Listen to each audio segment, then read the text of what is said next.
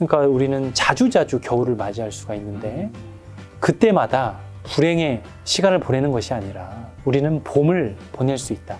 그것은 내게 마음먹기에 달려 있는데요. 오늘 책은 바로 내 마음에 글로 붙이는 반창고 편입니다. 근데 그렇게 지금 이 순간에 살면서 하루를 살다 보면 실수와 또 후회로 가득 찰 때가 굉장히 많지 않습니까? 네. 좀 더 온전하고 후회 없는 선택은 좀 우리가 어떻게 할 수 있을까요? 예, 굉장히 우리가 선택해야 되는 순간들이 많지 않습니까? 그렇죠. 뭐 단순하게 메뉴 고르는 것부터 시작을 해서 유튜브에 가면 굉장히 많은 알고리즘이 또 있죠. 아, 있죠. 그러면 이걸 봐야 되느냐 말아야 되느냐 눌렀는데 낚였네. 그런 게 너무 많잖아요. 그래서 이 귀한 시간을 낭비했네. 그런 생각을 들 때가 참 많은 것 같아요. 있죠. 그래서 이 선택이 우리 매 순간 선택을 하는데 정말 또 원론적인 말씀을 드리고 싶어요. 그것은 뭐냐면 이 바쁘지 않아야 된다라는 겁니다. 그러니까 올바른 판단을 내리려면 바쁘면 안 된다. 이 바쁠 망자라고 하는 한자를 보게 되면요. 마음심자에 잊을 망자. 우리가 망자라고 하지 않습니까? 그러니까 잃어버린 사람을 망자라고 하죠. 근데 그 망이라고 하는 글자에 마음심자를 붙이면 이제 바쁠 망자가 돼요. 바쁘다는 것은 마음을 잃어버렸다는 겁니다. 마음의 생명력이 소멸했다는 거예요. 그래서 이것을 마음 놓침이라고도 하는데요. 이것은 영어로 이제 마인드리스라고 표현합니다. 마인드가 리스됐다, 소실됐다 이런 뜻인데요. 이거의 반대의 말이 마인드풀리스예요. 서양에 조금 이제 오프라 윈프리를 포함을 해서 뭐 빌 게이츠나 스티브 잡스나 뭔가 바른 통찰을 내리는 사람들이 마인드풀리스, 마음 챙김을 한다는 것은 아마 경영이라든지 자기 개발 관심 있는 분들은 많이 들으셨을 것 같아요. 그래서 이 바쁘면 안 된다는 것이죠. 그러면 이제 이렇게 질문을 할 수가 있습니다. 예수님, 바쁘게 살아야, 열심히 살아야 먹고 사는데 이 여유 있는 사람들이 안 바쁠 수 있는 것이지 뭐 저희 같은 사람은 바쁘지 않으면 먹고 살 수가 없어요. 그런 얘기를 할 수 있을 것 같습니다. 맞습니다. 바쁘게 살 수밖에 없어요. 근데 역으로 바쁘게 살기 때문에 계속 바쁜 겁니다. 바쁘게 안 사는 순간부터 앞으로 바쁘게 안 살 수가 있어요. 그러니까 이게 굉장히 마음 챙김이죠. 내 마음에 이 작은 미묘한 차이인데요. 어쩔 수 없이 바쁘게 산다. 이 사람은 좀 경고등이 켜진 거예요. 그걸 경고등으로 인식하는 순간 그 사람은 바쁘지 않게 살 수가 있습니다. 그러니까 그래서 알아차림이라고도 합니다. 내가 지금 바쁘게 살구나. 그러니까 바쁘게 정신없이 그냥 습관적으로 사니까 몸 생각 안 하고 그냥 편의점에서 그냥 아무거나 먹고 그냥 대충 밥을 때우는 식으로 그냥 하고 또 그냥 인스턴트나 그냥 야식만 너무 먹고 그렇게 몸 생각 안 하게 되는 것이고. 근데 차분하게 내가 몸이 아픈 거예요. 나 왜 몸이 아프지? 근데 그때 알게 되는 겁니다. 그러니까 안 바쁘니까 알게 되는 거예요. 몸이 계속 신호를 보내줘요. 몸이 나에게 주인님이라고 이렇게 하죠. 주인님, 지금 몸 지금 죽어나고 있어요. 지금 몸 지금 전쟁터예요. 지금 초토화됐습니다 하면서 병이라고 하는 신호를 보내주잖아요. 그러면은 안 바빠져요. 누워 있어야 되고 생각할 시간이 많아지죠. 그러니까 그때 한번 생각을 하게 됩니다. 내가 어떻게 살았지? 너무 내가 몸 생각을 안 하고 너무 혹사당했구나. 그러니까 40, 50대의 돌연사, 그 과로 사시는 분들이 많고 이제 그렇게 열심히 사서 돈을 벌었는데 다 어디에 쓰여요? 병원비로 다 쓰이잖아요. 이미 내가 종합병원이 됐어요. 그러니까 그런 것을 그때 가서 아는 것이 아니라 몸에 작은 신호가 났을 때 뭔가 컨디션이 안 좋은데 뭔가 이렇게 살면 안 될 것 같은데 좀 어디가 아프다 그랬을 때 멈춰보는 것이고 좀 안 바쁘게 미리 살아보는 거예요. 그럼 안 바쁘게 내가 레이지 데이를 갖는 겁니다. 그 티나탄 스님께서 얼마 전에 이제 입적하셨는데 이분이 프랑스의 플럼 빌리지, 자두마을이라는 곳을 만드셔서 종교적인 거 관계없이 사람들에게 이제 편히 와서 쉴 수 있고 명상할 수 있는 곳을 만드셨어요. 여기에서는 일주일에 한 번 레이지 데이를 갖습니다. 그날은 아무것도 안 해도 돼요. 아무런 숙제가 없어요. 뭘 해도 터치하지 않아요. 오히려 이런 세상 속에서는 주말이 더 바쁘죠. 이제 결혼하시고 자녀 있는 분들은 육아에 좀 집중하셔야 되고 또 뭐 늘 또 평일에 못했던 놀러 가야 되고 뭐 회복할 시간이 없잖아요. 그렇지만 그 와중에서도 내가 의지를 가지고 계획을 한다면 휴식할 수 있는 시간을 가질 수가 있어요. 플럼 빌리지에서는 그렇게 레이지 데이를 가지면 사람들이 그걸 가장 좋아한대요. 수행을 하고 왔는데 쉬는 아무것도 터치 안 하는 걸 가장 좋아한다는 거예요. 그래서 여기 템플스테이에서도 보면은 네. 그 체험형이 있고 수식형이 있습니다. 휴식형. 그냥 와서 아무것도 안 하고 자기대로 그냥 그 마치 펜션에서 왔듯이 네네. 거기에서 주는 밥 먹고 좋은 공기 마시면서 네. 쉬는 프로그램이 있고요. 체험형은 거기서 프로그램을 제공해 주는 걸 하는 거예요. 저 1박 2일짜리 해봤어요. 해보셨어요? 네. 그때 뭐 체험형이셨어요? 아니면 휴식형이셨어요? 체험형이었죠. 체험형이셨고요. 여러 가지 뭐 네. 어디 걷기도 하고 네. 뭐 절도 하고. 네. 그러니까 아직 살만하셔서 체험 또 원래 자기 개발 좋아하시니까 이렇게 하신 것 같은데 정말 지치고 힘들 때는 어디론가 우리가 떠나고 싶잖아요. 그렇죠. 그런 것을 자기 자체로 자기 삶에 레이지데이나 템플스테이를 자기가 만들어 버리면 좋을 것 같아요. 거기에는 근데 굉장한 의지가 필요하고요. 주변에 뭐 그런 삶을 살고 있는 사람이라든지 네. 또 뭐 그런 도서라든지 그런 컨텐츠를 많이 접속을 하셔야 됩니다. 그러면 이제 우리가 유튜브를 봤을 때에도 그런 것들이 자주 눈에 띄게 되고 이제는 뭘 하나 선택하더라도 조금 덜 후회하는 그리고 막 우리가 보통 1.2배속, 1.5배속으로 듣잖아요. 아, 그렇죠. 그러니까 그럴 필요가 없는 컨텐츠를 만날 수 있는 거예요. 한마디로 후회 없는 선택을 하기 위해서는 충분한 시간이 필요하다. 네, 충분한 시간이 필요한데 네. 그것을 만들려고 하는 네.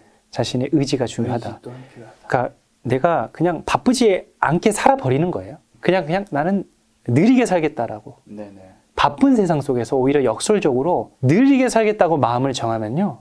그 안에서 여유롭게 살 수가 있어요. 느리게 살 수 있는 마음가짐을 가지게 됐을 때 네. 결과적으로 어느 순간 네. 여유 있게 살고 있는 자신을 발견하게 될 것이다. 자, 우리 인간은 어떻게 보면 번뇌에 쌓여서 이제 살아간다고 제가 이야기를 좀 많이 들었는데 너무 지나친 고통은 사람의 그릇 자체를 저는 깨트리는 경우가 있는 것 같더라고요. 네. 근데 어떻게 보면 이 고통은 성장의 또 원동력이 될 수도 있긴 하잖아요. 네. 근데 내 그릇을 안 깨트리면서 나의 성장의 원동력으로 만들려면 이 고통을 좀 어떻게 접근해야 될까요? 될 수 있으면 고통을 받지 않으면 좋겠지만 이 세상이 고통으로 가득한 세상이기 때문에 그렇죠. 고통을 이제 받을 수밖에 없죠. 근데 이 고통을 이제 내가 기회로 인식하는 게 가장 중요한 것 같습니다.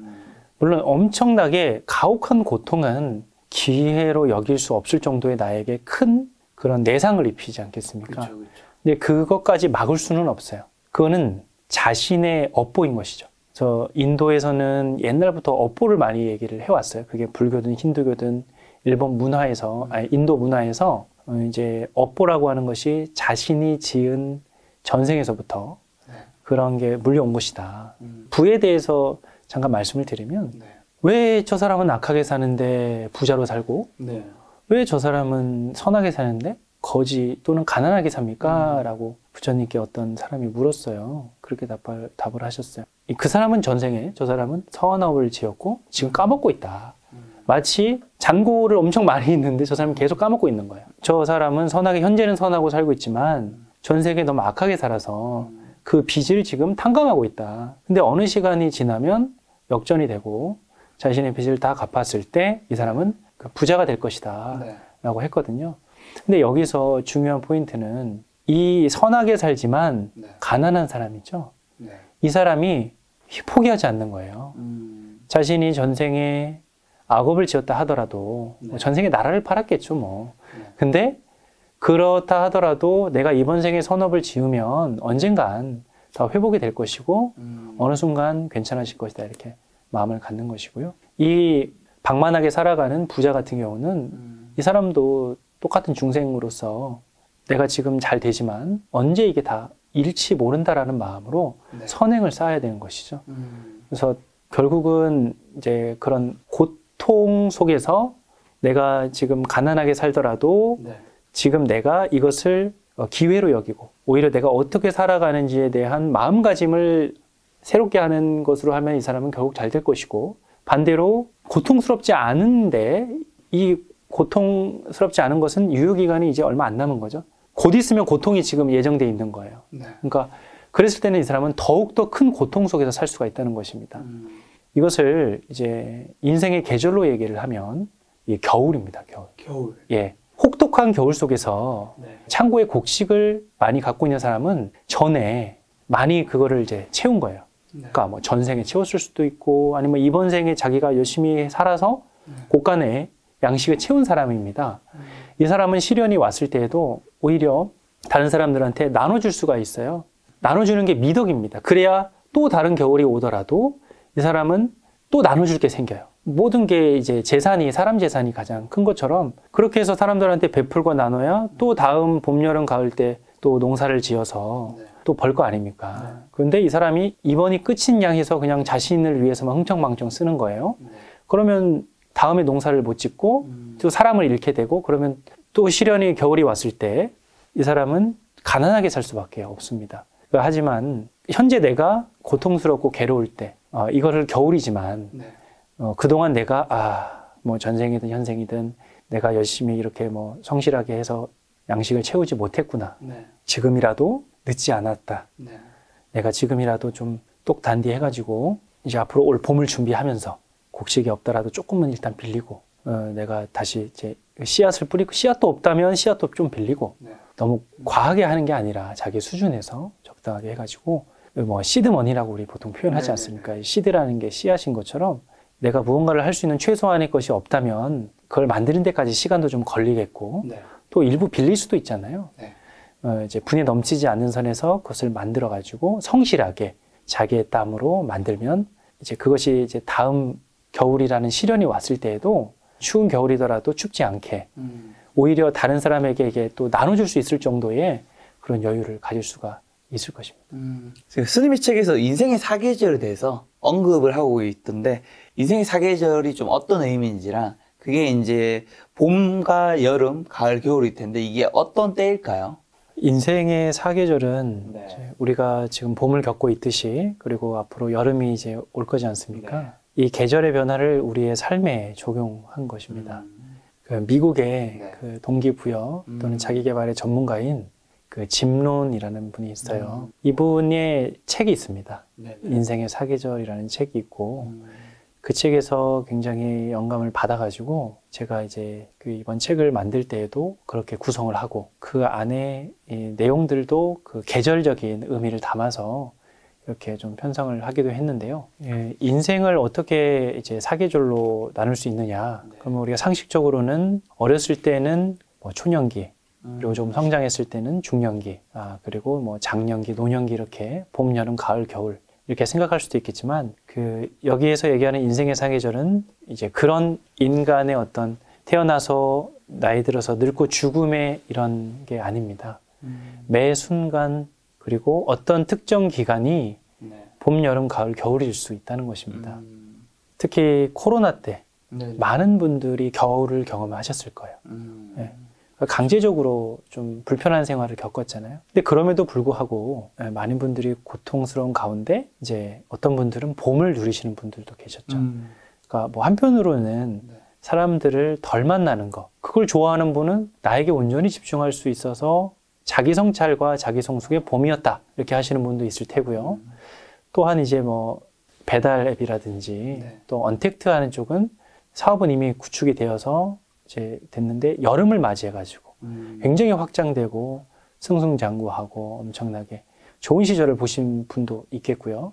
그래서 그게 이제 가을의 결실까지도 맞이하셨을 수 있겠습니다. 그런데 이제 겨울 같은, 그러니까 많은 분들이 겪은 겨울, 특히나 누군가는 더 괜찮아졌고 부익부 빈익빈이 더욱더 이제 극단적으로 만들어졌을 때 나는 왜 이러지? 나는 왜 열심히 사는데 이렇게 인생이 안 풀리는 걸까? 게다가 코로나의 직격탄을 맞아서 뭐 비즈니스 사업도 안 되고 불편을 겪으시는 분들은 더 거센, 더 정말 회복하기 어려운 겨울을 보내실 수가 있다는 것입니다. 그러니까 이렇게 우리의 삶은 자신의 처해진 상황과 환경에 따라서 봄일 수도 여름일 수도 가을일 수도 겨울일 수도 있습니다. 근데 중요한 것은요, 아무리 겨울이다 하더라도 봄을 만들 수가 있다는 것이에요. 우리의 인생 자체가 고통이 많고 불행한 경우가 너무 많잖아요. 내가 아무리 성공하고 행복하고 편안해도 누군가 더 성공한 사람, 더 행복해 보이는 사람을 보면 갑자기 불행감이 느껴지는 게 현실이지 않습니까? 그렇죠. 그러니까 우리는 자주자주 겨울을 맞이할 수가 있는데 그때마다 늘 불행의 시간을 보내는 것이 아니라 우리는 봄을 보낼 수 있다. 봄의 시간을 만끽할 수 있다. 그것은 내게 마음먹기에 달려 있는데요. 내가 이 겨울이라고 하는 사실을 인정하고 받아들이는 것이 중요합니다. 겨울일 수밖에 없는 것이 다 내 책임은 아니에요. 이게 갑자기 경제 상황이 안 좋아진, 이 세계 경제 상황이 안 좋아진 게 내 책임은 아니잖아요. 하지만 그것을 인정하고 받아들여야 된다는 것이죠. 뭐 그냥 낙관론적으로 에이 뭐 좋아지겠지 이렇게만 생각하는 것이 아니라 냉철하게 현재 지금 이 세계적 상황이 겨울이구나 이런 것을 인정하고 받아들이는 겁니다. 또 한편으로는 이 세상의 상황이 좋을 때도 있잖아요. 근데 좋지만 내가 정말 불성실하게 살았고 방만하고 게으르게 살아서 나에게는 계속 겨울일 수 있는 거예요. 뭐 진짜 내가 열심히 갖고 가지고 뭐 내 하는 사업을 어느 정도 궤도 위에 올렸는데 이게 안 팔리는 거예요. 상품까지 만들었는데 안 팔려요. 그러면 손해가 어마어마하지 않습니까? 뭐 고정 지출비로 월세 내고 뭐 또 제품 생산비 내야 되고 그러면 완전 바닥에 주저앉는 겁니다. 그러면 가을에 추수를 하지 못하고 이제 겨울을 그냥 맞이하게 돼버리는 것이죠. 그러니까 이것을 외부의 리스크를 내가 예측하지 못한 내 책임도 인정을 해야 돼요. 그러니까 리스크가 있을 수 있지만 내가 너무 낙관론적으로 봐서 너무 투자를 막대하게 한 거예요. 그럼 손실이 크겠죠. 이제 그런 것들까지도 포함을 해가지고 나의 잘못했던 것들을 냉철하게 분석하고 그 과오를 더 이상 저지르지 않겠다. 그렇게 해서 바꾸는 거예요. 나의 실패와 실수를 수정하고 교정해서 보다 더 나은 그런 방법으로 가야 되겠다. 이렇게 마음의 결정을 내리는 순간 봄이 찾아온다는 것입니다. 그 봄의 씨앗을 내가 준비를 할 수가 있는 거예요. 근데 이것을 받아들이지 않으면 계속 겨울을 보낼 수밖에 없습니다. 그래서 우리는 언제나 봄을 만날 수 있고 봄을 맞이할 수 있고 늘 기회와 희망을 만들어낼 수 있다는 사실이 중요한 것이고요. 그것은 그것에 대한 인정에서부터 시작된다는 것입니다. 봄과 여름과 가을, 겨울은 꼭 시간 순으로 뭐 간다기보다는 늘 우리 속에서 봄이 왔다가 겨울이 왔다 다시 봄이 올 수도 있고 그렇습니다. 하는 건데 그럼 스님은 요즘에는 어느 계절에 계신가요? 저는 저도 역시 여러 가지가 섞여 있는데요. 지금 이제 박사 학위 논문을 거의 마무리하는 단계에 있어요. 이제 그것으로서는 이제 가을, 이제 초가을, 초입, 가을의 초입, 곧 수학을 앞둔 이런 상황에 있다고 볼 수가 있겠습니다. 또 한편으로는 이제 제가 또 책을 집필하는 입장에서 봤을 때는 여름인 것 같아요. 책은 이제 여러 권을 내서 이번이 5번째 책인데요. 계속 그때그때마다 그 추수를 하고 가을을 보냈죠.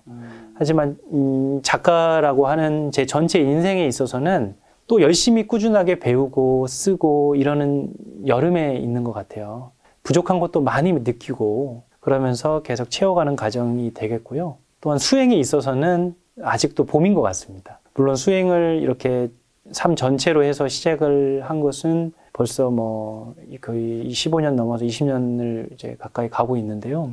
오히려 책을 쓰고 이런 시간보다는 더 길지만 이제 수행이라고 하는 것은 또 초심을 잃지 않는 것이 중요하기도 하거니와 더 부족함을 많이 느낍니다. 그러니까 글이라는 것은 어느 정도 만들어지고 만드는데 도와주시는 분들도 계시고 또 그런 합작품이 되는데 수행은 나 스스로 이제 내가 책임을 온전하게 지는 것이고 또 굉장히 어느 경지가 끝인지도 잘 보이지 않는 마음의 세계의 그 무한한 공간을 여행하는 기분이랄까요?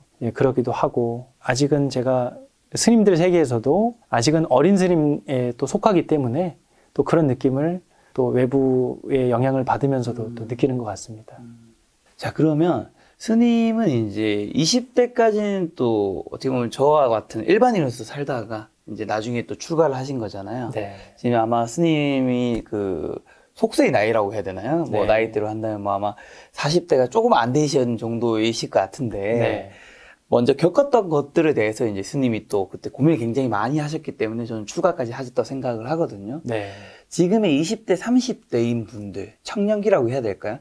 이분들이 꼭 가져야 될 마음가짐, 뭐 한 가지가 있다면 어떤 게 될까요? 중년기라든가 장년기는 사실 스님도 아직 살아보지 않으신 부분들이 있기 때문에.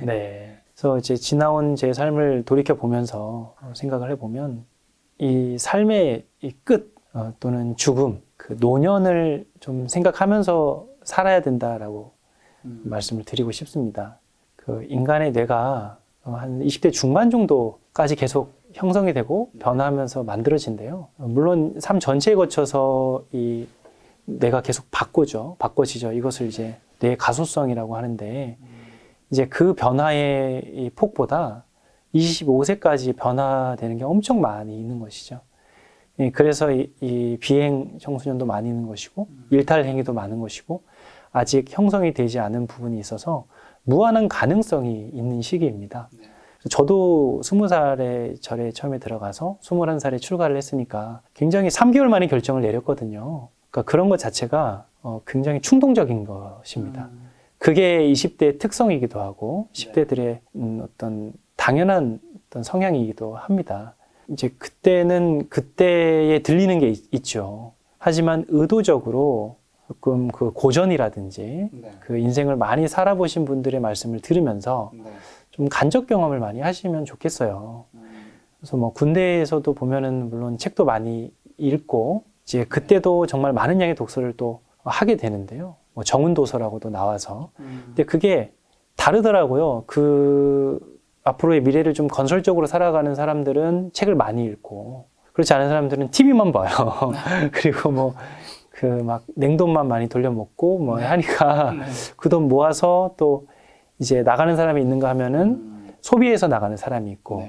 그러니까 그때 특히 우리나라는 이제 군대에서 이제 많이 생각을 하고, 또 군대에 가지 않는 여성분들 같은 경우에도 대학교 졸업할 때쯤 되면 거의 이제 뭔가를 삶의 방향성을 정하지 않습니까? 그때에도 오래된 역사 속에서 많은 현인들이 있었고, 성인들이 있었고, 성자들이 있었고, 그런 고전에서 이야기하는 지혜를 많이 참고하면 좋겠고요.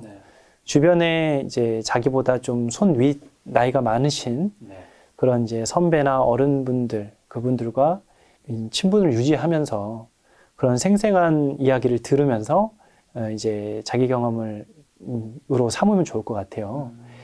우리가 유한한 시간을 살고 있기 때문에 모든 것을 경험을 할 수는 없고, 또 이 그 경험 속에서 좀 불필요한 경험들, 많이 혹사되거나 정신적으로 피폐해지는 경험들, 뭐 예를 들어서 너무 종교에 미친다거나 아니면 뭐 다단계에 빠진다거나, 그러니까 단기간에 무언가를 많은 것을 쉽게 얻을 수 있다라고 하는 이런 유혹에 많이 빠지지 않습니까?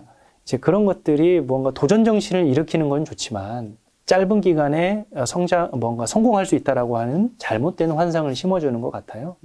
하지만 불변의 진리는 대부분의 성공한 사람들, 또 인격적으로 성숙한 사람들은 단기간에 이루어지지 않았다는 것이죠. 그것이 오래 묵혀지고 많은 시간을 거치면서 숙성되고, 이 봄, 여름, 가을, 겨울을 여러 번 겪었을 거란 말입니다. 그러면서 겨울도 여러 번 겪고 작은 성공도 해보고 또 작은 실패도 해보고, 이렇게 오랜 세월을 거치면서 이제 조금 인생의 이치를 알아가는 것인데, 우리가 호기로운 10대, 20대에서는 다 아는 것 같지 않습니까? 그래서 중2병, 대2병이라고 하는 말이 나온 것이겠죠. 그들의 가장 큰 문제점은 다 안다라고 하는 것이고, 자신이 어른이라고 착각하는 것이죠. 그러니까 저도 역시 지나온 세월을 보면 제가 그땐 다 안다고 생각을 했어요. 작가님도 공감하시나요? 그렇죠. 보통 어릴 때부터 안다고 생각을 하죠. 나이가 들수록 내가 참 모르고 있구나를 깨닫기 시작하는 것 같아요. 그러니까 그게 공부가 되어가는 과정이라고 느끼지 않습니까?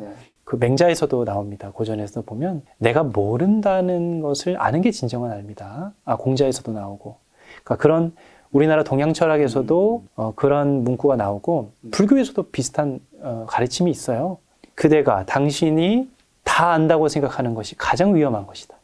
오히려 모르는 사람이 더 괜찮은 것이고, 그 사람에게는 배울 수 있는 여지와 희망이 있다. 또 이런 가르침이 있습니다. 내가 다 안다고 생각하는 것은 정말 가장 무서운 것이고, 그게 가장 리스크가 큰 것 같아요. 이 젊은 분들께서 이 성현들의 그리고 선배들의 말씀을 잘 듣고 저분들은 어떤 과정을 거쳐서 저렇게 되었느냐, 이런 것들을 꼭 간접 경험을 삼으셔서 최소한 이 실패를 적게 하시고 덜 고통스러우셔서 삶이 덜 찌그러지시고 뭐 어느 정도의 고생은 하시겠지만 조금 그걸 최소화하셔가지고 좀 삶을 보다 더 행복하고 그런 여유로운 순간들을 더 자주, 더 일찍 맞이하시면 좋겠습니다.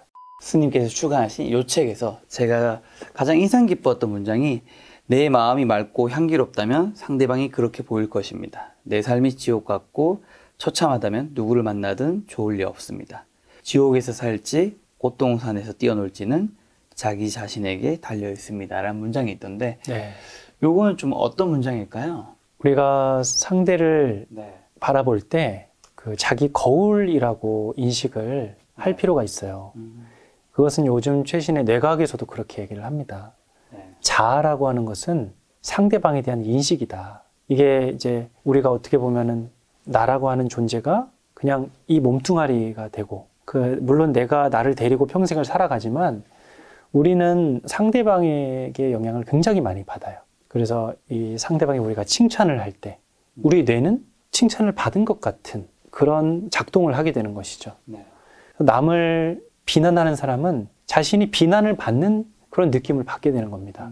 근데 요즘에 뇌과학에서 이렇게 이야기를 하지만 원래 이런 가르침은 수천 년 전부터 있어 왔습니다. 네.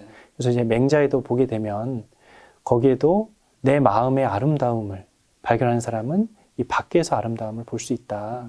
그리고 밖에서 아름다움을 보는 사람은 내 안이 정말 아름다운 자연임을 알 수 있다. 이런 글귀가 있습니다. 안이든 밖이든 무엇이든지 긍정적인 것을 보는 게 중요합니다. 타인에게서 될 수 있으면 긍정적인 면을 더 많이 보고 아무리 내 뒤통수를 친 사람이라 하더라도 그럴 만한 이유가 있었겠지. 또 한편으로는 나도 그 사람이 그렇게 할 만한 어떤 잘못을 한 게 있을 거야. 이것을 또 한번 보는 것이죠. 그리고 나에게 있어서도 그렇다고 거기에서 무너지는 것이 아니라 나에게서도 긍정적인 요소를 또 발견해 주는 거예요. 나는 나로서 애를 썼고 또 나는 여기에서 부족함을 알게 됐고 이 부족함을 개선할 의지가 있고 이렇게 해서 내 안에서도 나의 아름다운 성품을 또 보는 것입니다. 또한 내가 상대방을 용서하고 관용으로 베풀 때 나 참 괜찮은 사람이네. 나에게 이런 면이 있었네. 내가 굉장히 이런 상황에서 못 찾는 사람인 줄 알았는데 야, 옛날 같았으면 내가 바로 화를 냈을 텐데 이제는 조금 화가 좀 덜 나고 좀 유연해졌네. 아, 나도 조금 더 성숙해지나 봐. 이렇게 스스로에 대해서 계속 이렇게 좋은 마음을 갖는 것이죠. 어떤 강사분이 이런 얘기를 한 적이 있어요. 나이가 들면 우리가 뭐 이 돈도 많이 벌고 이렇게 하겠지만 이 나이가 들면서 또 자존심도 세지단 말이에요. 나이가 들어서 자존심이 세지면 베풀지는 않고 그럼 이제 꼴불견이 되잖아요. 이제 근데 우리가 나이가 들 때 명심해야 될 것 중에 하나가 자존심의 꽃이 떨어졌을 때 인격의 열매가 열린다는 것입니다. 이제 나이가 들었을 때는 마치 이제 가을이 되지 않습니까? 그러면 꽃이 떨어져야 되는 시기가 되는 거예요. 그게 떨어지지 않으면은 열매가 맺히지 않는 것이죠. 근데 그때까지도 계속 고개 뻣뻣이 들고 이제 막 훈계만 하고 베푸는 것 없이 자존심만 부리게 되면 그 사람은 이제 굉장히 사회에 불필요한 존재처럼 여겨지게 되는 것입니다. 상대방에게 조금 보다 더 관용과 베품과 이런 것을 할 수 있는 사람이 되면 좋겠어요. 자존심을 부리기보다는 내가 좀 더 괜찮은 사람이 될 수 있으면 좋겠고 이제 그런 것은 나를 괜찮은 사람으로 만들었을 때 상대도 나의 거울이기 때문에 그렇게 괜찮은 사람으로 변합니다. 제가 이제 책을 냈을 때에도 어떤 분은 가까운 지인 중에 사시는 분도 있겠고 어떤 분은 사지 않는 분도 있겠잖아요. 근데 사주는 분만 좋은 분이고 안 사주는 분만 나쁜 분이면 되겠습니까? 물론 고마울 수는 있겠지만 내가 뭐 그동안 덕을 더 쌓았겠구나. 아니면 저분에게는 저게 안 필요했을 수도 있겠구나. 그럴 수 있는 거지 않습니까? 근데 뭐 평소에 내가 뭐 얼마나 잘해줬는데 왜 뭐 저런 거 뭐 얼마 한다고 안 사주지? 이렇게 하면은 제가 굉장히 그 소인배가 되는 것이죠. 그래서 내가 오히려 더 큰 마음으로 내가 평소에 좀 더 공덕을 쌓았으면 더 좋았을 텐데 이렇게 자기 성찰의 기회로 삼으면 언젠가는 그 사람도 나의 거울이 되어서 나에게 덕을 베푸는 날이 이제 올 것입니다. 저는 지옥에 살지 꽃동산에서 뛰어놀지 자기 자신이 달려있다는 거에서 네. 우리가 이제 차를 타고 운전하다 보면 가끔씩 이제 서로 간에 뭐 언쟁을 할 때가 있잖아요. 네. 그럼 차에서 뭐 이제 남성분들 같은 게 막 욕을 하잖아요. 근데 사실 그 욕을 하면 우린 대부분 창문을 닫아놓은 상태에서 욕을 하기 때문에 네. 그 소리는 나와 내가 동행자만 듣잖아요. 그래서 오히려 나만 오히려 더 기분도 안 좋게 만들고. 그러게요. 그쪽 들리지도 않을 텐데. 그러니까 하다 욕을 할 때는 창문을 열고. 예. 참, 그러게 말입니다. 이게 화를 참기가 어려운데, 네. 그게 우리가 지나서 이렇게, 아유, 그게 결국 나한테 돌아온다. 부메랑이 되어서 돌아온다라는 것을 인식하는 것만으로도 네. 앞으로 좋아지는 개선의 여지가 있고, 네. 예, 뭐 작가님도 예전엔 그러셨겠지만 네네. 점차 줄어드셨겠죠. 아닙니다. 그 차에서 진짜 네. 소리 잘 안 지르기 때문에. 예. 제가 스님이 나오셨기 때문에 네. 꼭 한 가지 여쭤보고 싶었던 게 네. 저도 인생에 이제 원래 인생이 사실 그 좋은 날만 가득할 때는 네. 인생을 살아가는 의미, 뭐 존재의 이유 이런 걸 잘 고민하지 않는 것 같아요. 네. 언제나 고민과 이런 거에 대한 생각은 내가 정말 바닥을 치거나 네. 힘들 때 더 고민을 하는 것 같거든요. 네. 왜냐하면 시간이 굉장히 많기도 하고 거기서 뭔가 내가 왜 살아가고 있지? 네. 인생에 대해서 뭔가 여러 가지 번뇌라든가 고민들이 있을 테니까 그래서 제가 내린 인생을 왜 살아가는지에 대해서 내린 답이 있는데 네. 그 답이 스님이 보셨을 때 좀 어떤지 저는 좀 궁금해서 과연 이게 맞는 건가 좀 가끔 그런 생각이 들어서 네. 저는 인생을 살면서 그냥 내가 좋아하는 일을 하면서 네. 근데 그 좋아하는 일을 내가 원하는 시간과 장소에서 하고 거기서 내가 인간적으로 그다음에 사회적으로도 좀 성장을 하고 거기서 번 돈으로 내가 좋아하는 사람들과 내가 좋아하는 지인 가족들과 좋은 장소 뭐 좋은 음식을 먹으면서 행복하게 사는 게 제가 내린 인생에서의 전부였다고 생각을 하거든요. 그러니까 많은 책을 보고 했지만 네. 이 인생의 가치를 존재의 이유를 따지고 들어가면 사실은 이게 뭐 끝도 없는데 너무 많은 그걸 찾는 게 아니라 이게 어쩌면 내가 찾은 거에서는 네. 이게 전부일 수 있겠다는 생각이 들었는데 네. 이런 인생의 방향은 좀 어떨까요? 좀 너무 지극히 제 개인 중심적일 수도 있고 네. 자신의 행복이라는 것은 굉장히 중요합니다. 자신의 행복이 주변으로 자연스럽게 전해지고 그리고 뭐 맛있는 거 먹고 이제 그런 것들이 자신의 행복이라면 맛있는 걸 먹는 거를 또 재미로 삶으면 되고 여행 가는 걸 좋아하면 여행을 가고 또 나는 좋은 차 타는 게 좋다. 좋은 집에 사는 게 좋다. 그러면 자신이 중요하게 생각하는 가치에 그 에너지를 쓰는 것이겠죠. 그래서 그렇게 쓰고 또 좀 여유가 됐을 때 주변에 그런 것들을 함께 누리고 또 혼자 즐기는 것보다 함께 즐길 때 또 재미가 있고 그 배가가 되잖아요. 그럼 그것을 함께 누릴 수 있는 사람과 이렇게 교우관계를 유지해 가는 거. 뭐 이런 것들은 정말 바람직한 것이고 인간이라는 존재가 결국 사회적 존재이고 나라고 하는 사람이 부모에게서 왔고 없는 데서 그냥 뚱딴지 같이 나타난 게 아니라 이 생명이라고 하는 현상을 통해서 만들어진 거잖아요. 그러니까 인간은 태생 자체가 존재 자체가 관계적이고 사회적이기 때문에 그 관계 안에서 행복을 찾고 그 이전에 자신의 행복을 먼저 추구한다는 것은 너무 중요한 가치입니다. 다만 이제 요즘 뭐 전 세계적으로 전쟁이 있잖아요. 그걸로 피해를 입은 사람들, 어떤 사람의 독단으로 인해서 많은 사람들이 사륙을 당하고 피해를 입는 이런 부분, 개인의 행복을 위해서 타인의 수많은 많은 사람들을 불행으로 이끄는 것은 하지 말아야 될 것입니다. 그것은 모든 종교든지 철학이든지 윤리 도덕적 가르침에서도 자신을 위해서 남을 피해시키는 것은 다 하지 않는 걸로도 알고 있죠. 그래서 그런 부분에서는 우리가 어떤 선을 지키는 것이 남에게 피해를 입히지 않는 것이냐를 그것은 정말 자기 안에 답이 있는 것 같아요.